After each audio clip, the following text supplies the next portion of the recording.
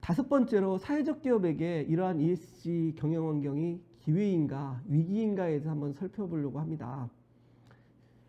제가 이건 아주 10년 전에 제가 만들었던 강의 자료를 다시 한번 꺼내서 살펴본 건데요.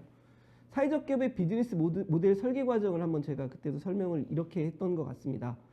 어떤 문제를 발견하고 어떤 사회 문제를 분석을 하고 문제 해결 과제를 또 분석을 하고 대책을 입안해서 피드백을 제공하는 이런 순환고리 과정을 통해서 소셜 미션을 확정하고 발전시켜 나가고 또 비즈니스 모델을 구축하고 자금 및 자원을 확보하고 창업을 준비해서 창업을 하는 이런 비즈니스 모델을 확정하는 과정을 거치는 게 사회적 기업의 비즈니스 모델 설계 과정이라고 설명한 적이 있습니다.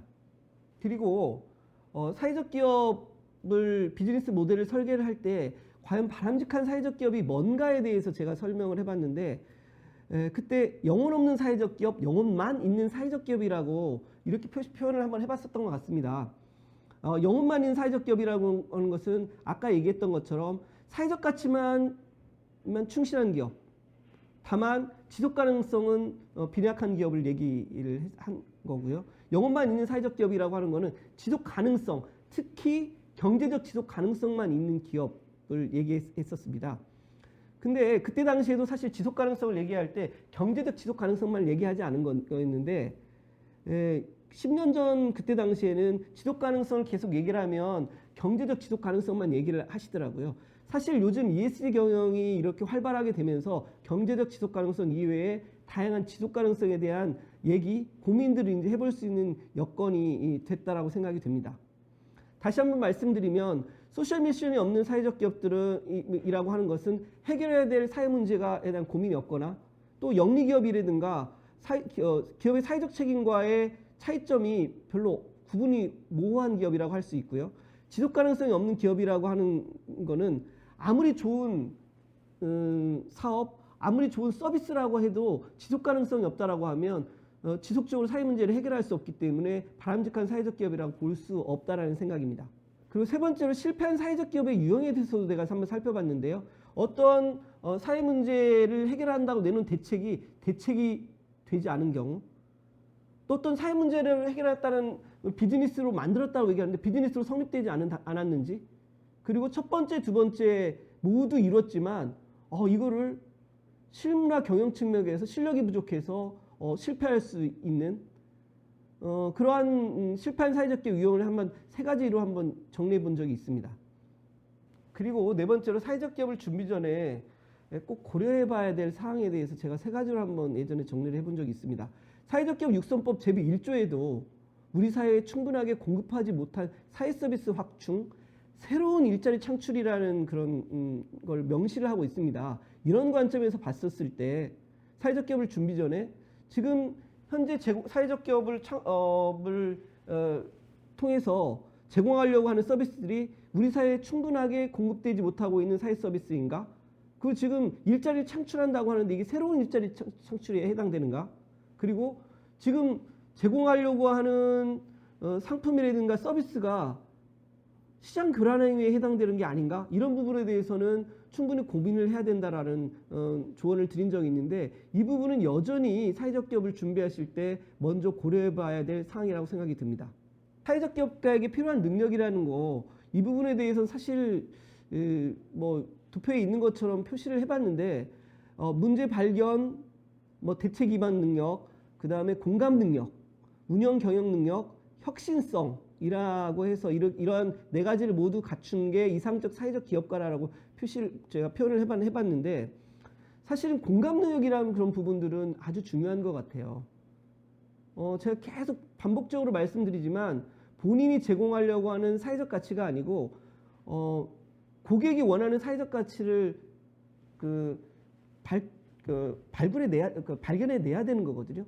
그렇게 하려고 하면 사실은 공감 능력이라는 게 되게 아주 중요한 것 같습니다. 그리고 운영 경영 능력도 중요하긴 하지만 사실 사회적 목적도 추구하면서 경제적 목적도 동시에 추구하려고 그러면 사실은 일반 기업에 비해서 혁신성이라는 게 더 중요한 거라는 얘기를 예전부터 계속 지속적으로 해왔었습니다. 그리고 여러분들 이 네 가지 능력을 모두 갖출 수 없다라고 그러면 팀을 짜거나 협업을 통해서 하는 방법도 있다라는 점을 다시 한번 말씀드리겠습니다. 다섯 번째로 이 사회적 기업인가 기회인가 위기인가 이 부분은 한번 제가 집중해서 한번 좀 설명을 드리려고 해요. 도표에서 보시는 것처럼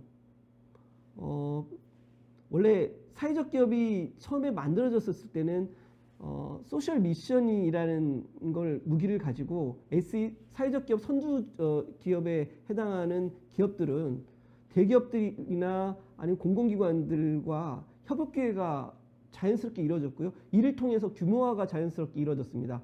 또 원하든 원치 않든 정보나 자원이 집중되어서 자연 독점 상황에 이르렀을 수도 있고요. 그리고 또 객관적인 증명 요구도 제대로 하지 않았을 뿐만 아니라 객관적 증명 요구를 할 필요도 그렇게 없었던 것 같습니다. 그리고 자연스럽게 독과점이 형성이 됐었고요. 물론 최근에 사회적 기업 수가 증가함에 따라 가지고 사회적 기업 공공구매 시장에 그 영리 기업들이 많이 진입을 하게 됐습니다. 그 과정에서 아무래도 이 독과점 시장이 조금 유지하기가 어려워지는 상황이 처했고, 그 과정에서 사실은 사회적 가치에 충실한 기업들이 영리성만 추구한다라는 그 기업들과의 어찌 보면 대립 과정에서 사회적 기업 논란이 발생하지 않았나 이런 생각을 해봅니다. 근데 이런 사회적 기업 논란은 이제는 ESG 표방 대체 기업들이 대거 등장함에 따라서 별다른 의미가 없어졌다고 볼 수 있습니다. 다시 한번 설명을 드리면 대기업들은 ESG 경영을 공급망 차원에서 요구를 할 거거든요. 만약에 그런 공급망 차원에서 ESG 경영 요구를 하청업체들이라든가 그 공급망 안에 들어있는 기업들이 수용하지 않게 되면 자연스럽게 배제가 될 거고요. 그러다 보면 돈을 못 벌기 때문에 ESG 표방하는 기업들은 ESG 경영에 선제적인 투자를 할 겁니다. 그것도 그냥 단순한 그냥 그 자연 독점 상태가 아니라 완전 경쟁 상태이기 때문에 무한적인 투자를 할 가망성이 큽니다. 그리고 일반 사회적 기업들 같은 경우에는 객관적 증명 요구를 할 필요도 없었고 사실 그런 요구도 크지 않았지만, 이거는 아까도 얘기했듯이 셀프 리포팅이라고 그랬잖아요. 자기가 어떤 ESG 활동을 하고 있는지 증명을 하려고 엄청 노력을 많이 할 거예요. 그리고 ESG 경영 활동이 이 무한 경쟁이 돼서 완전 경쟁이 돼서 결국은 레드오션에 해당될 수 있는 그런 상황에 처한다는 걱정이 듭니다. 이 과정에서 사실은 사회적 기업이 사회적 가치라고 하는 적극적으로 사회적 기업을 추구하는 사회적 가치의 차별성이 가장 강력한 무기가 될 수 있다라는 점, 그런 부분도 한번 지적하고 싶습니다. 방금 설명한 사회가치 소비시장의 대체기업이 등장했다는 변화에 대해서 이 그래프를 살펴볼 필요가 있을 것 같습니다. ESG 경영이라는 게 본격적으로 대두되기 전에는 이 그래프에서 보시는 것처럼 사회적 기업은 사회적 가치를 추구하는 것 자체가 목적이기 때문에 시간이 지남에 따라서 급격한 화살표 증가, 사회가치 실현하는 양이 급격히 늘어날 거다. 다만 일반 영리 기업들이 CSR 차원에서 하는 것들은 시간이 지남에 따라서 완만하게 증가를 할 거다라고 그렇게 ESG 경영 환경 전에는 제가 이런 설명을 했었거든요. 근데 ESG 환경이 본격화된 현재에 와서는 이런 설득 논리가 깨지고 있는 상황입니다. 사회적 기업들은 여전히 사회적 목적을 할 거기 때문에요. 급격하게 올라가겠죠. 하지만 일반 영리 기업들 같은 경우는 출발점은 그림에서 보시는 것처럼 다소 낮겠지만 이게 시간이 지남에 따라서 돈을 벌어야 되기 때문에 ESG 경영을 하지 않으면 돈을 벌 수 없는 구조이기 때문에 급격하게 일반 사회적 기업들이 추구하는 사회적 가치보다 더 급격한 ESG 경영 활동을 할 수도 있습니다. 저는 그 시점이 2, 3년 이내라고 생각을 하거든요. 사회적 기업들도 사실 제일 처음에 사회적 가치라고 하는 거를 경제적인 것과 연결시켜서 비즈니스 모델화 하는데 상당히 어려움이 겪은 건 사실이지 않습니까? 그리고 사회적 기업들도 여전히 사회적 기업 인증을 받았음에도 불구하고 사회적 기업 인증 요건이라든지 아니면 SVI 지표라든지 그런 지표들을 규제로 봤어요. 그래서 사실 사회적 기업들에게 인증 요건을 준수하라든가 뭐 경영 공시라든가 참여하라고 그러면 되게 소극적이었거든요.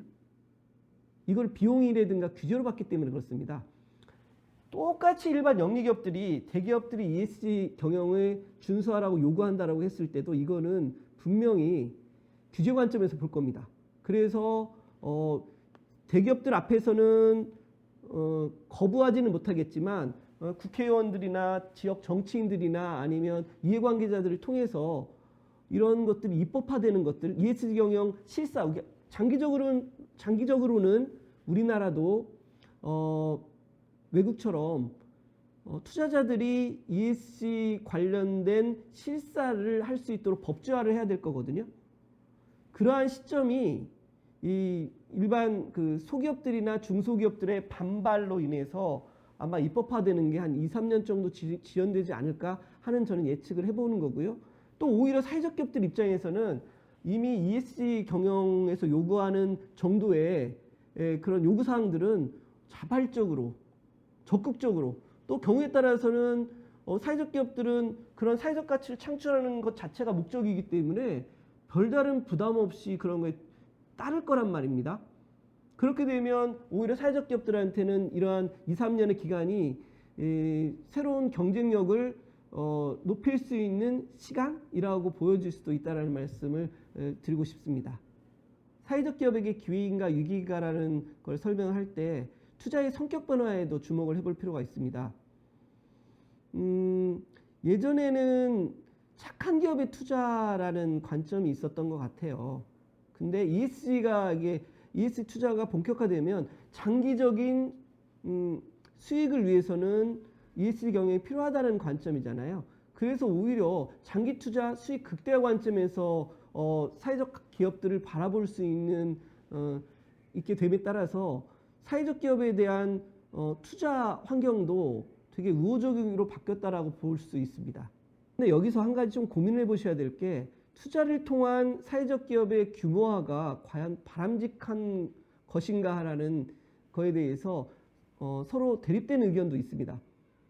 ESG 경영을 계속 ESG 경영에 대해서 얘기를 할 때 많은 예시를 들고 있는 게 파타고니아라는 회사거든요. 오히려 파타고니아 같은 회사들은 투자를 받지를 않고 있거든요. 그런 관점에서 제가 그 인터넷상에서 한번 살펴보다 보니까 이런 투자를 통한 규모화가 필요한지 여부에 대해서 서로 대립되는 의견들이 있더라고요. 사회적 기업이 투자를 받게 되면 투자자들의 이익을 충분히 고려를 해야 되기 때문에 아무래도 투자자들 같은 경우는 수익에 집중을 하기 때문에 해당 기업이 추구하는 사회적 목적에 조금 변화가 있을 수 있는 거 아니냐? 라는 의견이 있는가 하면요. 사회적 기업들이 영세하고 소규모로만 남아있었을 경우 선한 영향력을 전파하는데 사회적 가치를 더 증폭시키는 데에는 한계가 있는 건 아니냐. 뭐 그런 얘기들 상반되는 얘기가 있고요. 그렇게 생각하지 말고 장기적 관점에서 사회적 기업과 정신과 결합해가지고 이 두 개를 뭐 잘 조화해 나가야 된다라는 뭐 그런 의견들이 있는 것 같습니다. 제가 앞서서 ESG 경영 관련돼서 설명을 할 때 ESG 경영은 대기업들에게 약육 강식의 그런 호랑이에서 G타이거, Z타이거 기업의 사회적 목적도 추구하면서 경제적 목적도 동시에 추구하면서 동시에 지역에 있는 다양한 기업들과 호흡하고 연계하고 상호 지원할 수 있는 그런 형태의 기업이 출현이 기대해야 된다라고 말씀을 드렸잖아요. 그런 희망을 담아서 이런 그림을 한번 소개시켜 드려봤습니다. ESG 경영을 얘기할 때 사회적 기업에게 기회인가 위기인가라는 걸 살펴볼 때 MZ세대의 등장을 빼놓을 수는 없을 것 같습니다. MZ세대가 통상 소비시장에서 얘기들이 많이 되고 있는데요. 돈줄 혼줄이라고 그래서 여러분들 어떤 감동이 있는 어떤 감동받는 그런 사건이 목격했을 때 MZ세대들 같은 경우에는 적극 쫓아가서 소비해주고, 또 경우에 따라서는 바람직하지 못한 것들을 목격했었을 때는 혼쭐을 내주는 그런 게 MZ세대의 특징이라고 합니다. 소비시장에서 MZ세대가 미치는 영향 이외에도 실질적으로 한번 투자 관점에서도 한번 살펴볼 수가 있습니다. 미국 같은 경우에는 지금 무려 4경 원이라는 돈이 그 MZ세대들한테 지금 부가 이전이 되고 있다라고 하거든요. MZ세대가 아까 말씀드린 것처럼 돈줄, 혼줄, 뭐 삼부르식, 불공정, 불이익 뭐 이런 특성이 있긴 하지만 이런 소비에서 나타나는 특성들이 투자에도 이루어질 수 있다라는, 투자로도 연결되어질 수 있다라는 것을 염두에 두셔야 된다는 말씀을 드립니다. 이게 단순히 미국뿐만이 아니라 우리나라에서도 동일하게 적용될 거라 생각됩니다. ESG 경영에 대해서 얘기할 때 저는 ESG 경영뿐만 아니라 사회적 기업을 설명을 할 때도 한번 기존 경제학에 대해서 설명하는 방식이 맞는가에 대한 의문을 예전부터 가지고 있었거든요. 근데 이러한 저의 의문을 해결하라는 게 최근에 그 행동주의 경제학이라고 하는 거를 제가 발견하고 깜짝 놀랐는데요. 사실 행동주의 경제학이라고 하는 거는 기존의 경제학에다가 심리학적 그 요소들을 결합하는 게 행동주의 경제학입니다. 원래 주류 경제학은 아니었지만 이런 그 행동주의 경제학이 2017년에 그 리처드 세일러 교수가 노벨 경제학상을 받았거든요. 그리고 2002년도에 데니얼 카너만 교수가 또 행동주의 경제학으로 그 노벨 경제학상을 받게 되거든요. 아까 행동주의 경제학이 심리적인 요소들이 결합됐다라고 말씀을 드렸잖아요. 근데 우리가 한번 생각해 볼 게, 우리가 생각이라고 하는 것 자체가 아주 빠르게 생각하는 거, 또 느리게 생각하는 이런 두 가지 프로세스가 시스템이 있다라고 합니다. 빠르게 생각하는 것 같은 경우에는 통상적으로 우리가 직관적으로 생각하는 거고요. 느리게 생각하는 것은 좀 이성적으로 장고에 또 노력을 들여서 이성적으로 생각하는 그런 두 가지 시스템이 있다라고 하는데, 이게 맞는 얘기인 것 같습니다. 사람이 생각하는 게 아까 말씀드린 것처럼 빠르게 생각하고 직관적으로 생각하는 게 사실 95%라고 하더라고요. 그 다음에 이성적으로 심사숙고해서 생각하는 게 5%. 다시 말하면 우리가 거의 대부분의 생활들은 그 생각이나 이런 사고방식은 거의 짧은 시간에 직관적으로 하는 경우가 많다는 겁니다. 아까 행동주의 경제학을 소개를 했는데요. 행동주의 경제학의 출발은 사실은 기존 주류 경제학에서 가정을 하고 있는 인간이 이성적인 존재고 모든 것이 이기적인 존재다. 그리고 이게 그 합리적인 결정만을 한다라는 그런 가정에 대한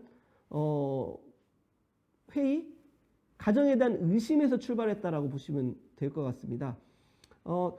경제학자들 같은 경우에는 학문적 논의를 위해서 경제적 인간관, 합리적 인간관이라는 그런 가정을 두고 이론을 펼치고 있는 건데, 실제 우리 정치나 생활 속에서는 이러한 가정을 잊어버리고 당연한 변수로, 불변의 상수로 생각하고 있는 게 문제가 아니냐 하는 그런 지적을 하고 있습니다. 그 경제 관점, 이런 관점에서 행동주의 경제의 관점에서 인간관을 한번 살펴볼 필요는 있는 것 같습니다. 이 부분은 사실 협동의 경제학에서 좀 나왔었던 얘기인데요. 호모 이코노미쿠스, 호모 코미니스라는 이렇게 그 상반되는 인간관에 대해서 한번 비교 도표로 한번 정리를 해봤습니다.